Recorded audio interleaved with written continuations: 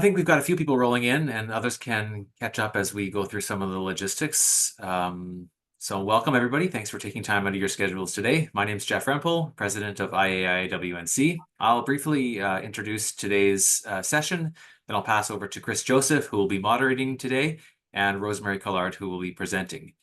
First, I'd like to acknowledge that IAI-WNC board members live and work across Western and Northern Canada on lands that are home to many diverse First Nations, Métis, and Inuit people.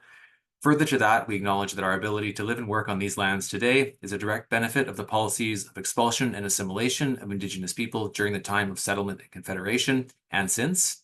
We both respect and affirm the rights of all Indigenous people across this land.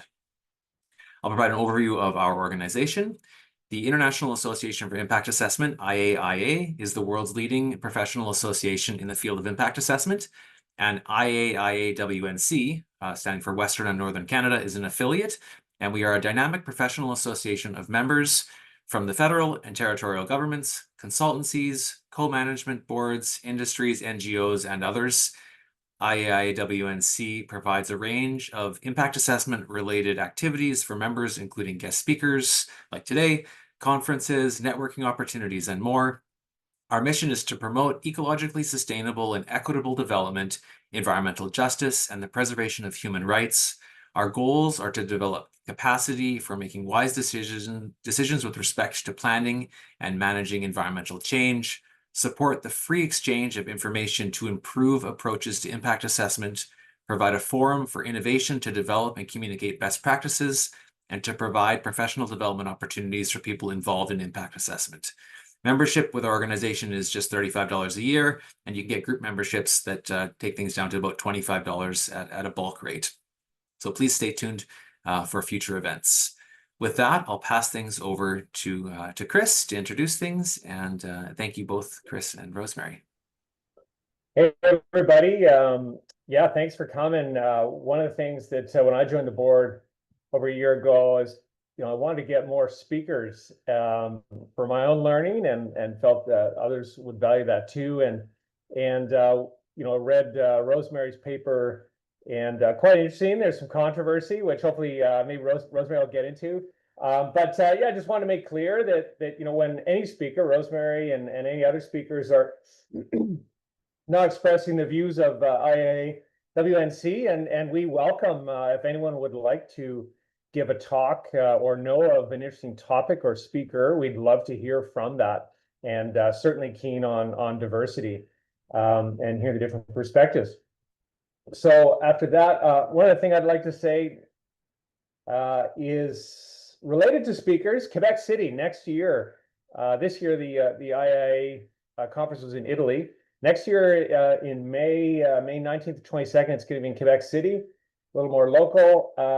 And the deadline for sessions is over. No, July 28th. Sorry, July 28th is session proposals. October is presentations. Anyway, so check that out if you're keen. And other than that, I'm just going to introduce by name Rosemary, and I'm going to let her introduce herself because she knows more about herself than I do. Take it away, and she'll also talk about questions and how we'll do that. All right, thanks so much. Thanks for coming, everybody, and thanks for the invitation to speak, Chris, and for running all the logistics, Jeff. Much appreciated. It's really nice to be here. I'm calling in from Musqueam, Squamish, and Tsleil-Waututh territory in East Van, where I live right now. I prepared just some brief remarks. I want to keep it quite short because I would really love to hear comments or questions from you all who are so deeply enmeshed in the impact assessment world. So my preference is to hear from you verbally if you are up for raising your hand using the raising your hand function, and then Jeff or Chris can unmute you, and you can just give me your comment or question, and I will do my best to respond. Or you can also use the chat function, I believe. So that's the logistics from here. Thought I would start by very briefly laying out where this particular, so I'm here to present, the title is Digging Under the Mining Hype and Red Tape Scare, the Reality of Mine Delays and Economic Benefits in BC.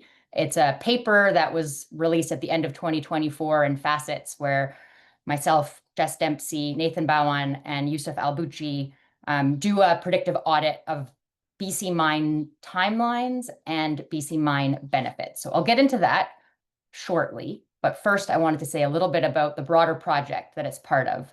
So Jess and I run a research project out of SFU. That's where I work as an associate professor. Forgot to introduce myself, sorry. I'm a geographer at SFU, and I work with Jess Dempsey, who's a geographer at UBC, and we run this research project called the Extinction Paradox. It basically asks, why is it and how is it that we're living in a moment globally where we've never had more formal protections for wild species, like endangered species laws, environmental assessment laws all around the world, EA laws in well over 100 different countries around the world, for example.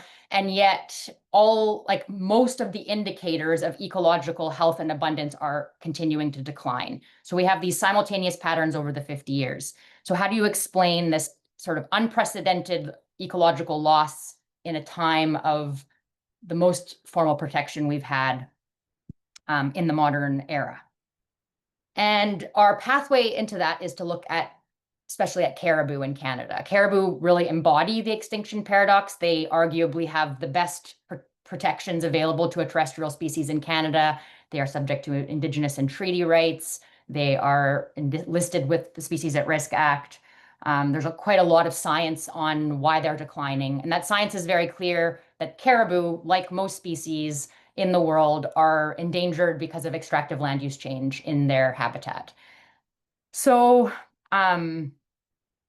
we have launched a study on the kind of political economy of extractive land use change in caribou habitat in particular, and on Indigenous territory.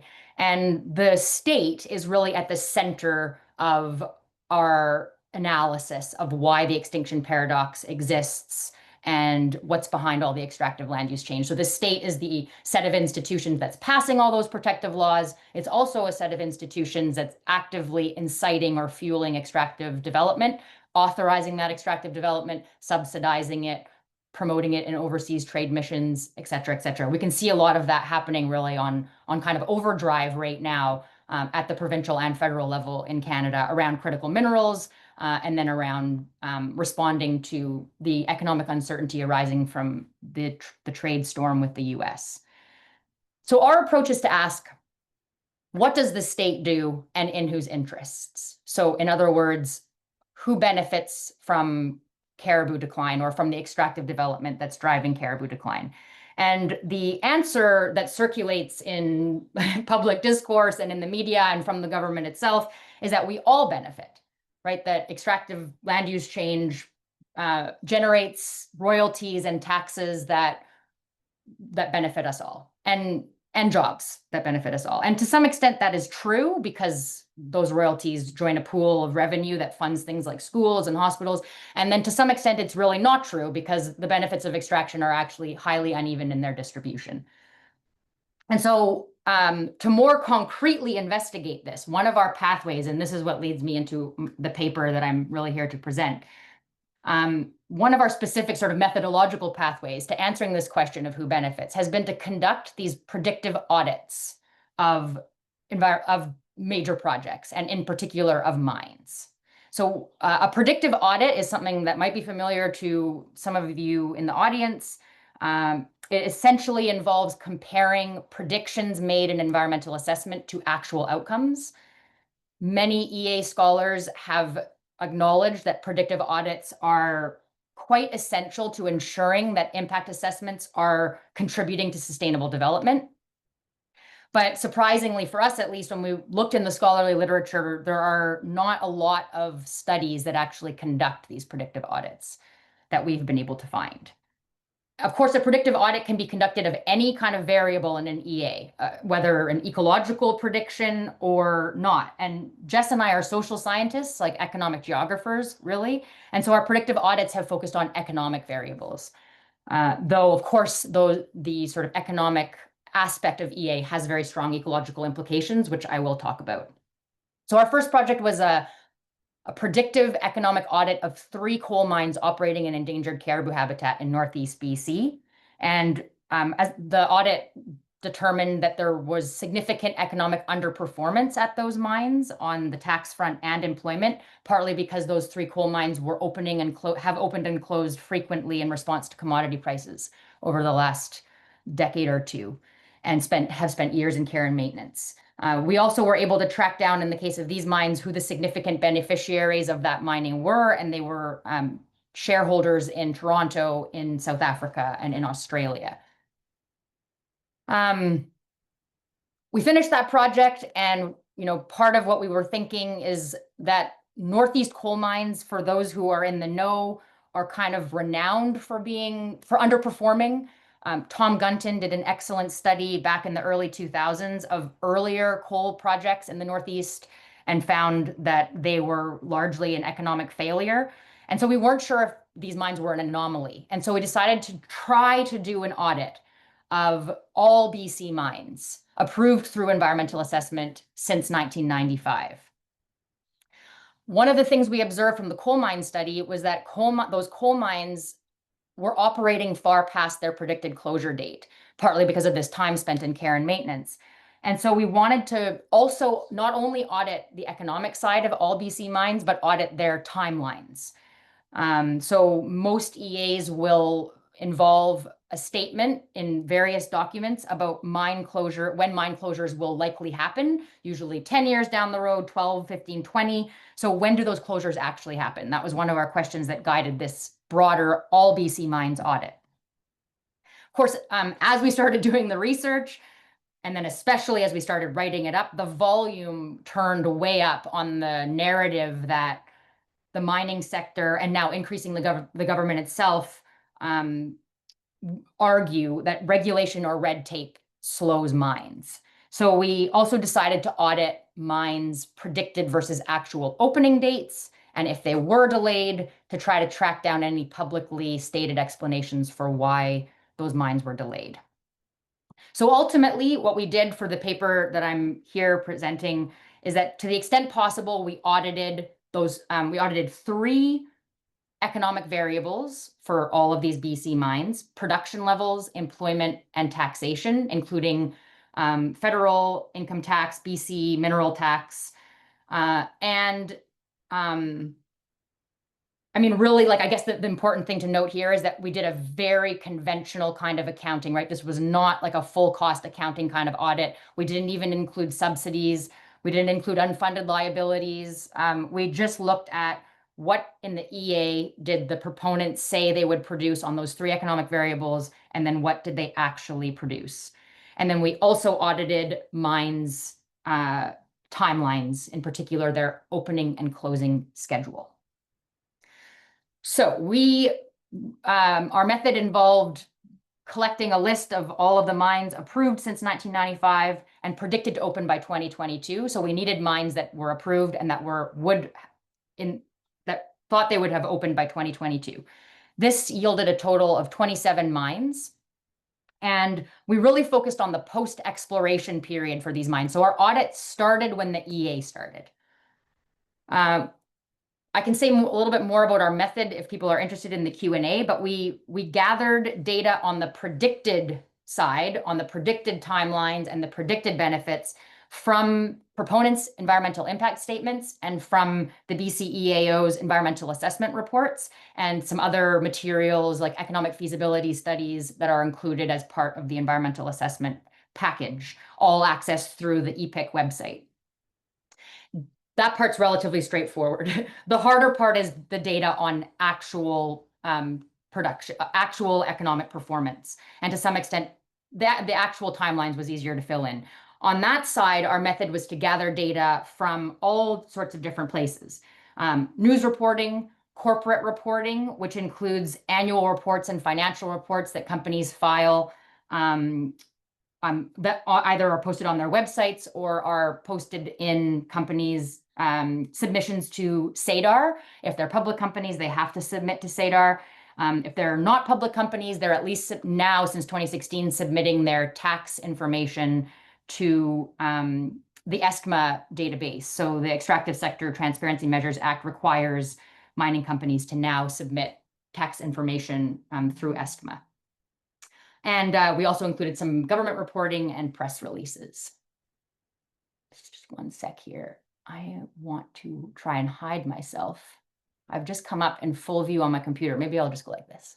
There. Okay, I don't like to see myself when I'm talking. It's like being at the hairdresser. Okay, so that was our method for gathering data on the actual side. Findings. Okay, so what did we find? The most surprising finding to us was to observe that of those 27 mines that were approved through BC environmental assessment process and predicted to open by 2022, at the time of publication in mid-2024, only 14 of those 27 mines had actually begun operating. So almost half of the mines in BC at the time of writing sat fully approved but non-operational in BC. Since then, Blackwater has opened 8 years late. But so big part of the story is that a lot of mines are approved and then don't open. Of the mines that opened, the 14 mines that have operated, half of them were delayed, and they were delayed by an average of just over 4 years. So we searched online for any publicly stated reasons for mines non-operation or mines delay, and we found largely economic reasons for those delays and non-operation, especially two factors: unfavorable commodity prices and inadequate investment, or waiting on enough investment to begin operating. There have been 3 cases of mines that have either not operated or were delayed, partly because of regulatory factors. Two mines haven't operated yet because they were waiting on a permit.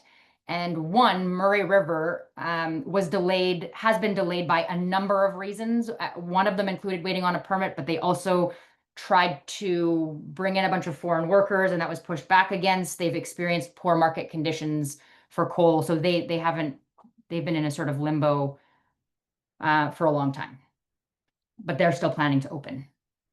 One operational mine was delayed for a regulatory reason, Red Chris mine, but the regulatory reason was a legal challenge brought forward by Mining Watch against the federal government, concluding that the government failed to adequately assess the project through the environmental assessment, and the federal courts ultimately agreed that that was the case.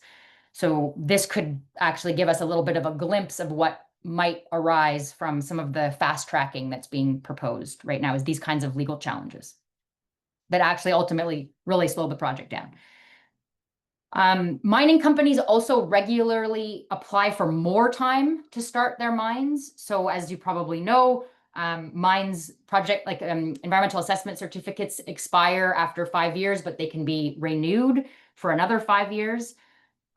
Almost half of BC mines applied for an extension of their first certificate, and 3/4 of those mines have still yet to operate.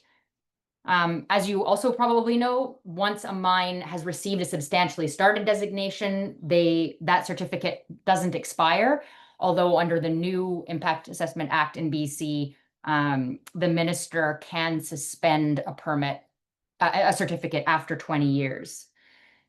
So this ability to delay start actually has relatively or potentially quite significant ecological implications, in that the sort of broader ecological context of a region can change significantly over a 5, 10, 15, 20-year time period, especially if you think of things like cumulative effects. So if other projects are built and that threatens caribou further, then a mine that had received approval 15 years earlier might have received a different decision, or might have had a different set of mitigation measures proposed if it had been assessed more recently, given the current conditions. So that's something that we draw out a little bit in the paper. Another finding to flag is that while this is not in the paper, we were able to calculate the average time that these mines took to go through the environmental assessment process. And remember, this is the BC environmental assessment process. I forgot to mention that in the cases of 11 of the 27 mines, that BC process was harmonized with the federal government. But the average time of those 27 mines to go through the EA was 3.5 years. That's from the date of the order announcing the EA is required, or the date of the initial project description, which are basically within days of each other, to the date of the certificate being issued. In the cases where the environmental assessment took longer than the average or longer than 2 years, for example, it was usually because the proponent changed the project description or requested more time, which is consistent with what we've heard in interviews with people who have expertise on the EA side of mining. So the sort of take home here is that yes, mines in BC are often delayed. They actually, surprisingly, to us at least, fail to operate at all. But the biggest factor in that delay in non-operation is market conditions more than regulation. Now, this is not to say that economic delays are entirely unrelated from regulation. That's, of course, not the truth. Not the case. So over the course of an environmental assessment, market conditions can change. So a mine that starts out as profitable when a company begins their EA, by the time the EA is finished, the mine may no longer be profitable. So I sort of assume that mining companies would ultimately prefer to have no environmental assessment at all, which would let them break ground as soon as conditions were right, rather than having to wait to go through the assessment. At other times, as we know from our own data, mining companies want to slow down. They want to pause and wait for market conditions to be right. So I think what's probably an accurate way of describing mining companies and extractive companies more general relationship to time is that they would just like to control time, right? To be able to move fast when they want to move fast, to move slow when they want to move slow. What really remains to be seen from the new wave of bills, Bill 15 in BC, Bill C5 federally, Bill 5 in Ontario, will fast tracking a mine, for example, or constraining a regulatory timeline for a project, will that reduce the economic delays? That's the big question, and one where I think maybe in some cases, but not in others. That would be my guess. Okay, so that's the timing, that's the timeline audit side. The economic audit side, the sort of big caveat to the economic audit is that we were really quite constrained by lack of data because the government is not collecting and making public the actual economic performance of mines and other extractive projects. So, but if we look at the mines for which we have data and we include the non-operational mines, our findings are that production levels were 23% of what was forecasted in the environmental assessments. Actual employment was 12% of what was forecasted, and corporate tax was 0% of what was forecasted. Those data are skewed by the inclusion of the non-operational mines in that data set. But if you exclude the non-operational mines, you still see an underperformance on production and employment of about 50%. So operational mines produced about half the production and half the employment that they forecasted they would over the given time period, and 97% shortfall on the tax side. But the tax data in particular is very limited. There just wasn't enough available to piece together the full story. Now, why do we see such underperformance even just amid the operational mines? A big part of the answer to that is that these mines are, like the coal mines in Northeast BC, relatively frequently entering a temporary closure state of care and maintenance when all but a skeleton crew of employees is laid off and there's no production, very little to no production, right? So the 6 of the 14 operational mines in BC spent time in care and maintenance, spending in between 2 and 12 years in a shuttered state. Okay, so that's the sort of the economic side. When it comes to closure, one last thing to add is that 4 mines were predicted to have closed within the time period that we were looking at, and none of them have closed, which of course also has ecological implications in terms of delayed remediation and prolonged disturbance. I will start wrapping up because I would love to have time to hear from you all, but I will note a few caveats or challenges that we face before moving into conclusions. So we, as I've already mentioned, faced a significant data shortfall on the actual economic performance of mines, which inhibited our ability to compare predictions to actuals. And part of this was because there's an apples and oranges situation sometimes where an environmental assessment will make a forecast of taxation that includes personal income tax, for example, lumped in with corporate income tax. And of course, we are not able to access personal income tax actuals, and it made it impossible to do a comparison when you may have companies' actual corporate income tax payments, but you don't have their prediction because they lumped in personal income tax. The other major caveat, there are two more. One is that mines approved before 1995 are not included in the data set, of course, because they were not subject to the same environmental assessment process as the mines after 1995. And this is an important caveat because some of those earlier mines arguably have performed better economically. The last caveat is that, again, this is not looking, our audit is not looking at the exploration period. Now, I think in a lot of the discourse about mine delays that you've seen from governments and the mining sector, there's a vagueness around where the delay is coming from. And when the vagueness is addressed, it sounds like a lot of the time companies are talking about the time it takes to actually get an exploration permit and begin exploration. Now, that is not something that we looked at, right? Like I said, our audit started when the EA started. Okay, so what does this all tell us? I think, like Chris alluded to, there's been some controversy about this study, or at least there's been a surprising amount of attention given to what is, in some ways quite a dry topic. And it's because I think we're in this moment of a real push to speed up regulation, to get the big projects built. But our study really concludes that, at least when it comes to mining, but I would be willing to venture out and make a more general comment, that one of the big reasons that we don't have some of these big projects that Carney and others are talking about, and David Eby, is not because these project proposals have languished on a government desk, but is really because these projects are not profitable in a capitalist system in a given moment or in a given decade, right? So that, you can see that the federal government is making some moves to address that through subsidization or loan programs and things like that, which would be a whole other debate for us to get into, but whether that is a worthy investment. But yeah, so one of our main conclusions is that the profitability of these mines there's a narrow profit margin, and it means that mines often don't operate, or when they do operate, they do underperform because they temporarily close when commodity prices drop. And then, yeah, I guess just flagging again. So we ultimately have three main sort of problems with the regulatory system that we identify. The first is that the ecological impacts of mines are extending in time because of the way that mines can enter care and maintenance and delay reclamation for years, decades even.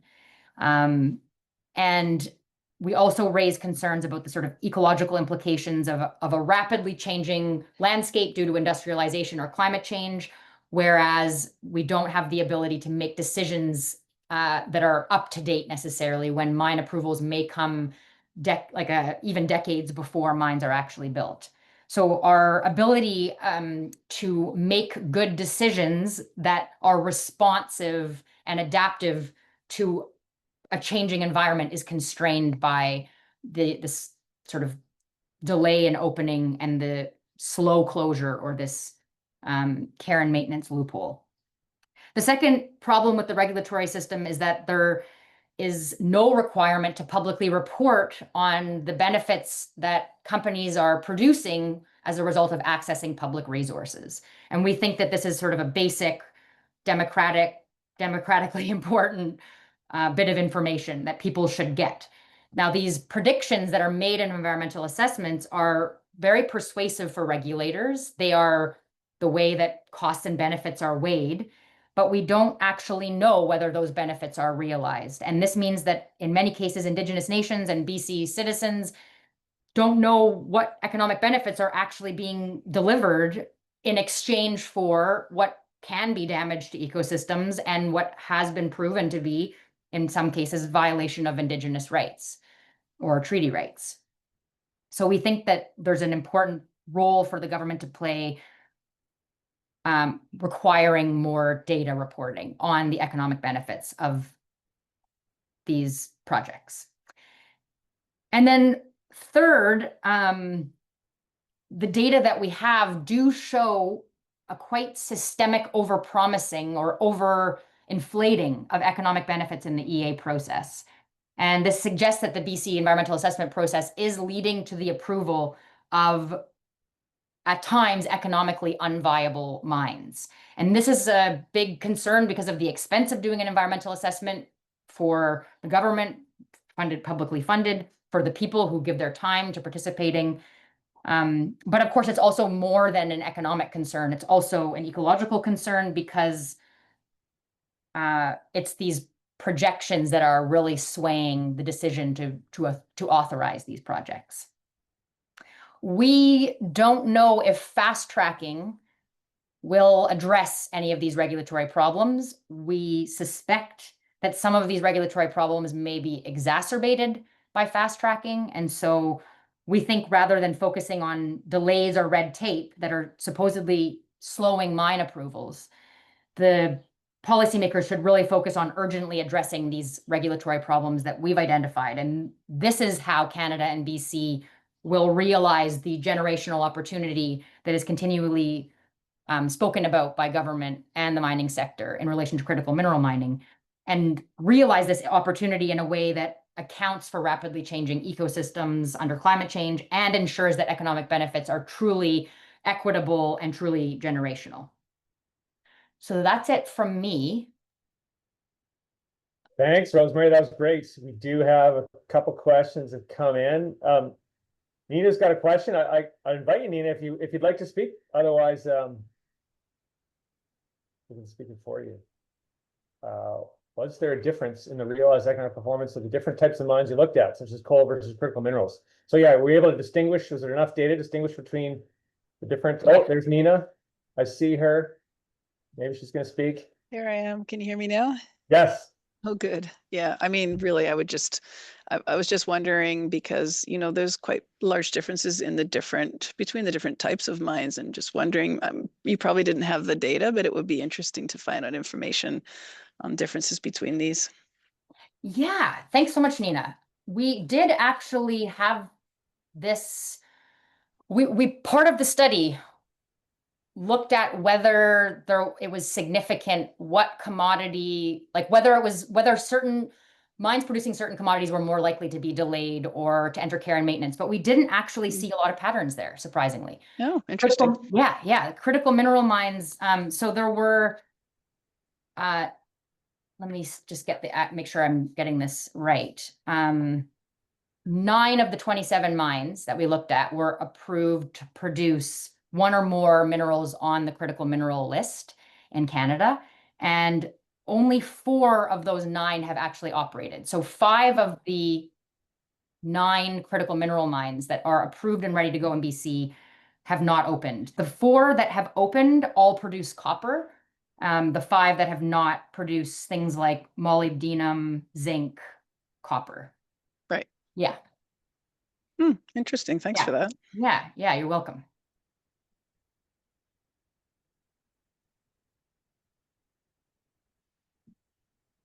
Chris, you're muted. Right. Thanks, Nina. Yeah, there's another question, apparently written by Leela or Lila, but it's a question of Keith Morrison. If they would like to speak.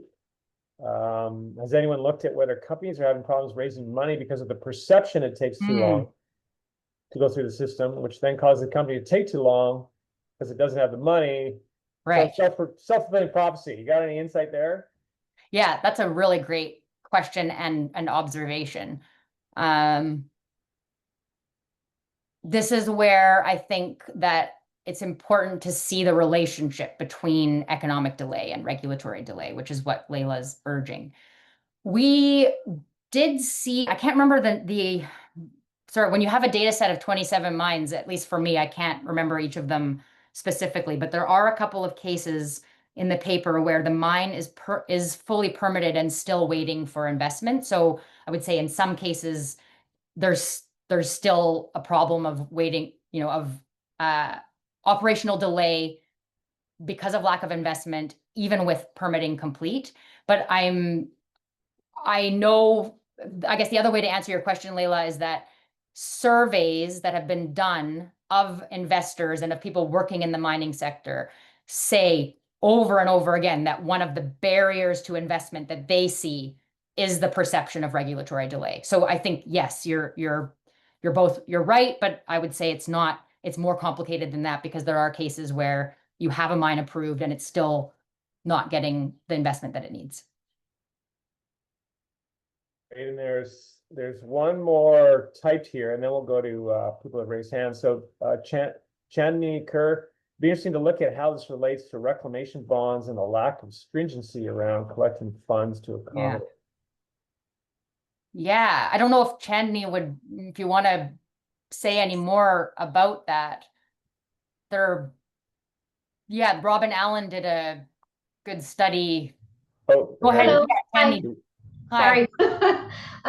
Yeah, no, I think it was more of a comment than a question, but I think a pretty clear takeaway from your paper is just how close to the line economically a lot of these mines are running. And, when you're talking about these starts and stops, I think there's a clear linkage to the lack of efficiency in collecting appropriate reclamation bonds for a lot of these mines.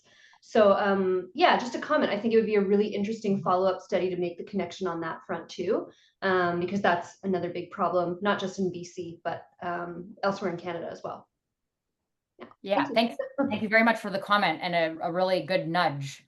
There's, maybe there is a report that Robin Allen did for UBCIC almost 10 years ago now that looks at the unfunded liabilities of BC mines and sort of makes a similar argument. But I think your nudge here is very welcome about. And we're doing a project, we're replicating our project in the Yukon right now. And I think that clearly that's another significant issue in the Yukon as well, given all of the several mines that have been abandoned and taken over by the government too. That's exactly the jurisdiction I was thinking of. I was just trying to be vague, but that's exactly where we need that study. Yeah, thank you. I think we hadn't actually, I think in the Yukon case, we are thinking about trying to do a slightly more fulsome audit where we would include what we know about government expenditures on cleanup, where we didn't do that in this case, in the BC case. So yeah, thank you very much. I will take that as a reminder for us to pursue that line in the Yukon case. Carla Conkin had her hand up. Carla, did you? Guess not. Oh, I have to allow it to talk. There we are. Hello, can you hear me? Yes. Okay, great. Yeah, thanks very much, Rosemary. I've got a comment and then a question. The comment is that it's really interesting that when you don't have the data, you don't have the cumulative effect assessment, and I'm talking economics, I'm talking about science, traditional knowledge, you end up getting driven by perceptions and biases. And unfortunately, I think government, is supposed to be in a position to lead, and we have a lot of expectation and reliance that their systems are going to work, but these systems aren't designed to, like the indicators, the very fact that you can't get economic data. So not only are we suffering on the environmental impacts, we don't even know. We just assume that, hey, if there's a project coming up and somebody wants to do it, that we've got to do it. And so we're fast tracking, and it's all these perceptions that are milling about. Mm-hmm. So in my view, the system isn't designed for that. And I think from a government perspective, it's not just acquiring more data, it's about designing it into the system for land use, for impact assessment, and providing value. And my last point is that, you know, those companies are really driven by the value system of finance, investment, and economics. So that's why, you know, all of that is ruling the circumstances. So my question, and it ties lightly into the financial exposure at end of life. And I'm going to be doing a presentation on that at UFC in the fall. So that's an area that I'm particularly interested in. But I was also curious, this is more for IAIA and Quebec. I'm curious as to whether you guys can do a form of audit to look at the end of life cycle circumstances where we've done all of this nice environmental assessment work. What ends up being the results of all of that in terms of you know, success stories or failures? My sense is that there's a lot of failures, and I think we need to be able to see that in terms of whether, you know, impact assessment is just being treated as a straw dog. So, so I'm just curious as to whether you can do that, because I'm looking at putting in a proposal for IAIA, and I want to put you down as an example, or, you know, a possible resource for that information. Thanks so much for the comment and the question. And I maybe just as a response to your comment first, I couldn't agree more, and I appreciate your point about not just having the data, but designing it into the system. And I would really be interested to talk to you more about how you would see that being done if the opportunity ever arises. Jess and I, just a bit of a plug, we are working on a book. We've been working on it for the last couple of years that really tries to look bigger picture at what is sort of motivating the state, what's motivating firms, although as you say, that part's pretty obvious, is they're profit seeking or motivated to, you know, return to their investors. But we're trying to think about more of the underlying drivers that are at work here. So stay tuned for that. On the auditing of end of life, I think that would be a really great project. I can think of, so I supervised a master's thesis. It's posted on our research website, which is www.extinctionparadox.org. It's by Rachel Singleton Polster, and she did a deep dive on the Mining Act around reclamation, and sort of found all the loopholes that exist for companies to avoid even the required amount of remediation or reclamation, which is already quite low. And she looks at the dilution of those requirements over time. But she makes a point that no company in BC history has been returned its reclamation bond in full, which she takes to mean, which I think she's correct, that no company has fully satisfied their reclamation obligations. So I would recommend that thesis to you. And if you have any trouble finding it, just email me. But that would be one resource that comes to mind. Yeah, thanks so much. And yeah, I would like to continue the conversation. So maybe we can connect on offsite or offline. Thanks very much. Love that. Thanks, Carla. Thanks, Carla. There's one other question here from an anonymous attendee. What's the basis of 3.5 years for EAs? I think that was commenting on your average EA time or something. Yeah. So like I said in the talk, the 3.5 average is calculated by looking at every mine's EA from the point that either the project description is offered, the initial project description, the date of the order announcing that the EA is required. The reason why it's either or is that they are just, when there's both of them, they are like a couple of days apart. And for some of them, there's only one, but not the other. So it felt like so that's the start date. The end date is the date of the decision of the certificate being issued. So it was an average of 3.5 years. Now there's some variety in that. Like some projects took over 6 years. Some projects took under 1 year. I would be happy to share the spreadsheet. Like I said, this is not in the paper. For some reason, we decided at some point to leave it out. And I really wish we hadn't, because it now feels like a important piece of information given all the fast tracking talk, but I'm happy if anyone wants to email me, I'm happy to share the spreadsheet. Great. Maybe we can get your email address in the chat box. Sure.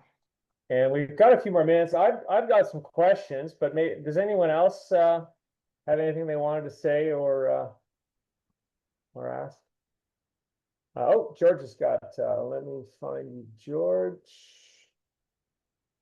And there we go. Go for it, George. You should be able to speak, George, if you unmute yourself. Are you able to hear me now? Yep, I can hear you. You're a little soft, but yeah. Okay, I'll speak a little bit louder. Thank you very much for the presentation. It's much appreciated further to the paper, which I have read. I'd just like to provide a suggestion in terms of at least one aspect of perhaps why indeed the paper, and perhaps as you've expressed to your surprise, has received so much attention. And I'd be curious about your comment about my comment, which is that there is at times a confusing conflation between the meaning of the word regulation, intermixing on various occasions between including or not EA versus post-EA approval permitting. Certainly since the paper was published, there has been substantial referencing of this paper on multiple fronts, in which, in the vast majority of such instances, they have interpreted regulation as including EA, but your paper does not. And it would be of great benefit in any future communication to be improved clarity on that critical distinction. Because your paper, and to its credit, on a few occasions explicitly confirms that its fundamental thrust and basis is post-filing. Post-approval, that is in BC certificate. And hence, in its data set, conclusions and discussion does not include the EA itself. That's not the way it's been interpreted in the vast majority of mentions of this. And I would offer and conclude on this, and then certainly would look forward to whatever you may have to say in this regards, that I can assure you that there are many instances regularly experienced from the front line of EA that constitute matters of delay, both within the EA process and post-wise, along a spectrum of reasonable to, how shall I say, questionable in terms of that. Certainly, the delays on both accounts have lent themselves to one dialogue which you've alluded to which your paper essentially contests, at least explicitly, post-filing. I'll conclude on that and welcome your remarks. Thank you. Thanks, George. Yeah, I appreciate the opportunity to sort of reiterate that caveat about the focus of the paper, not on the exploration phase in particular. So like I said, we take the predictions of timeline from the EA documents. So the proponent, saying in their environmental impact statement, and then it being repeated in the environmental assessment report, the mine will open in the third quarter of 2022, or actually it was, say 2012, and then our examination of when the mine actually opened. And the post-EA period can be a period of regulatory delay, right? There are other permits that have to be achieved from DFO or water permits, et cetera. And we do see a few cases where that did happen for the mines in our data set. But for the most part, that post-EA period is one that's marked by economic delays, as I said. And we have tried to sort of in the classic academic way be clear about that limitation, but we have also seen, the study be picked up in ways that covers over that. I will say that I see that on all sides. I think there is a tendency, like I already mentioned, for delays related to the exploration period to be extrapolated to delays across the entire regulatory spectrum and process. And we actually, like I said, don't see really significant delays in the EA period in that 3.5-year average. And so, yeah, I think there's sort of like an imprecision on both sides here, and we are trying to cut through that, and we will continue to try to do that as per your urging, George. And I also really appreciate your point from the front lines of experiencing real delay through an EA process. I think one of the things that you lose out when you take a broader lens like this, like you look at a data set, it's not huge, but 27 mines, is that you don't see that up close, fine-grained. You don't, this is not an interview-based project. Like it would be, which would be great to do alongside this, to do a closer look at some of the mines that did or did not experience these delays and find out more about what went on there.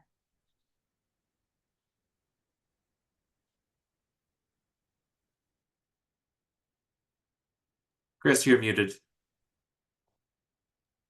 I mute others, but I forget about unmuting myself. In the absence of any other questions, maybe I'll ask you something. Rosemary, did you mention the environmental implications, right? You talked about, okay, something gets approved, but it may not be developed for a decade or two or whatever. And the environmental context might change, cumulative effects, climate change, whatever. I think there were some other environmental implications you identified as well. Oh yeah, that the mine might occupy a landscape for a much longer period of time, so remediation's delayed and all that. Is that theoretical, or did you find evidence on that? I can't recall if you had mentioned that. That's speculative. Yeah, but we did find, let me see. There's a study that we found that we reference in the paper that talks about the problem by scientists, that talks about the problems of making decisions making decisions in one context and then the project manifesting in a different context. But yeah, no, it's speculative on our part. And I know Chris and I, we've talked about this a little bit over email, because there are probably other implications there too that would be, it would be another great project to look at in the more fine-grained way, like what we were just saying in relation to George's comment, to do a more up-close look at a couple of mines where that actually was the case, where they opened, 10 or more years after their regulatory approval, and find out if that was ecologically significant. Awesome. Yeah, thanks for the question. Yeah. Maybe I'll just a last call if anyone else has any comments or questions. I looked at I had my a other quick question for you, Rosemary. Jeff does. Thanks, Jeff. I'll also just note that I posted in the chat, hopefully everybody can see that even though the chat's disabled for everybody, a link to your paper. And then I found the link to Robin Allen's paper or report from 2016. That's in the chat. And I also included the web link to the extinction paradox. So that's available for people if you want to click on those links and bookmark those and save them for later. Please do.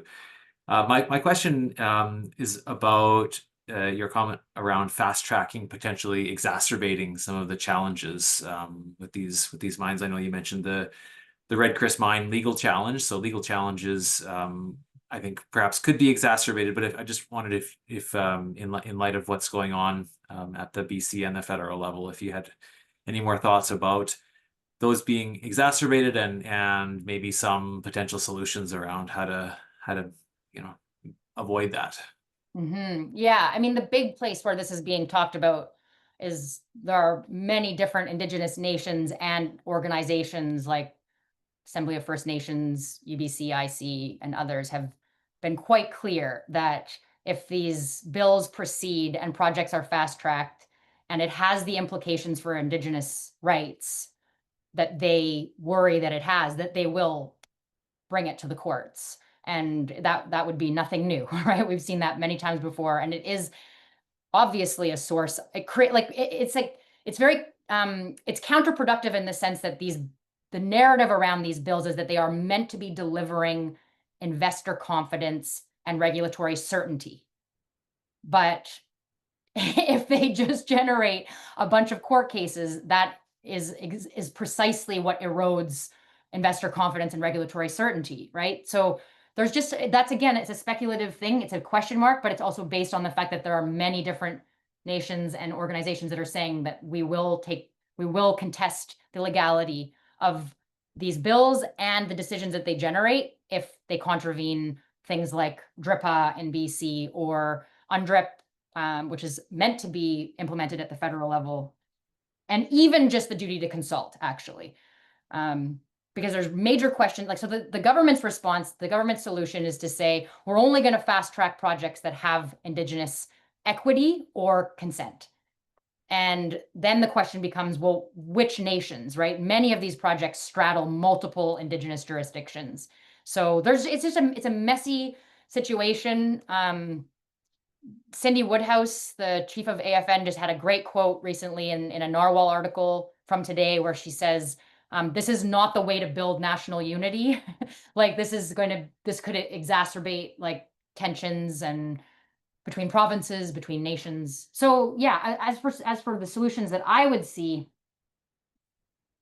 I mean, I really wish that there would be evidence-based decision making.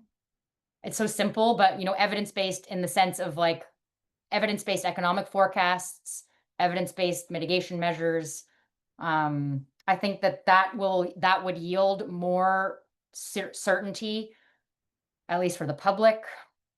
Yeah, I don't really have a good solution for the problem, Jeff, but I do worry that these bills are not going to deliver the certainty and confidence that they aspire to. Well, thank you for your response. I don't think there's a silver bullet. It was certainly a loaded question, but I appreciate your response. Thank you very much. Thanks for the question. All right, we've got 3 minutes, but I just saw Jamie Clune put a question in. So maybe we'll do that. And then Jeff, I'll let you do the final wrap-ups in a few minutes. But okay, with respect to mines having a difficult time securing financing, heard many people comment opacity, volatility of the market, returning finance. But we should provide public financing to reduce this market reluctance. Seems like a legitimate discussion. Thoughts, Rosemary? I completely agree.